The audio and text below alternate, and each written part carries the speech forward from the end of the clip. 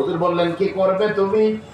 হযরত আব্দুল্লাহ বললেন, আমার আব্বা বলেছেন তার কফিনে 3 খানা কাপড় ব্যবহার করা হবে, 2 খানা দুনিয়ার কাপড় দিয়ে বানানো হবে, আর উপরে যেই কাপড়টা থাকবে ওই কাপড়ের বদলে আপনার জব্বার মধ্যে তার লাশটা ঢুকাইয়া এটা কোন রকম বড়াইয়া কবরের মধ্যে রাখতে বলেছে।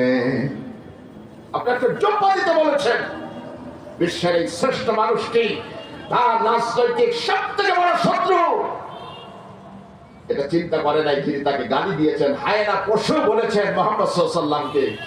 সেই নবীজির পরিবার এত দরদ ঘরের মধ্যে ঢুকে সবথেকে ব্যবহার্য সেই জব্বাটি তাকে দিয়েছেন।